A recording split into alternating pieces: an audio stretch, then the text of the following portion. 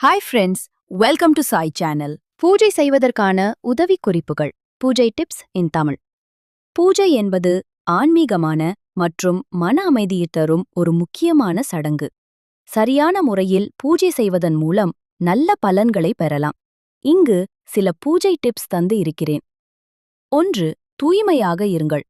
பூஜைக்கு முன் குளித்து சுத்தமான வெள்ளை பழுப்பு நிற ஆடைகளை அணியவும். மனதை அமைதியாக வைத்துக் கொள்ளுங்கள். 2. பூஜை செய்ய சரியான நேரம்.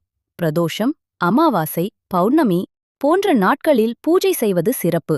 காலை 5 மணியிலிருந்து 8 மணி வரை அல்லது மாலை சாயங்காலம் 4 மணியிலிருந்து 6 மணி வரை பூஜை செய்வது சிறந்தது. 3. பூஜை பொருட்கள்.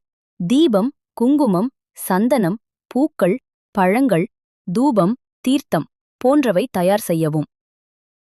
தெய்வத்தின் படம், சிலை சுத்தமாக வைத்திருக்க வேண்டும். 4. மந்திரங்கள், அண்ட பாடல்கள்.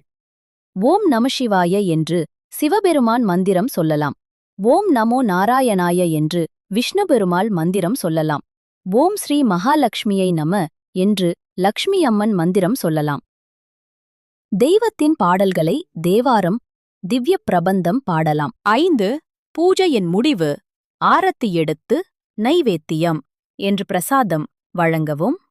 பூஜை முடிந்த பிறகு பிரசாதத்தை சுற்றியுள்ளவர்களுடன் பகிர்ந்து கொள்ளுங்கள். 6. சிறப்பு குறிப்புகள். கோவில் பூஜை.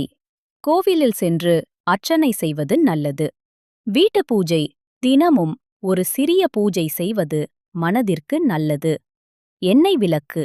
நல்லெண்ணெய் அல்லது நெய் விளக்கேற்றுவது மங்களகரமானது. பூஜையை நம்பிக்கையுடன் செய்தால் மன அமைதி மற்றும் தெய்வீக அருள் கிடைக்கும். தினமும் பூஜை செய்வது வாழ்வில் நல்ல மாற்றங்களை கொண்டு வரும். நன்றி ஃப்ரெண்ட்ஸ். இந்த வீடியோ உங்களுக்கு யூஸ்ஃபுல்லா இருக்கு. நான் லைக் பண்ணுங்க, சப்ஸ்கிரைப் பண்ணுங்க.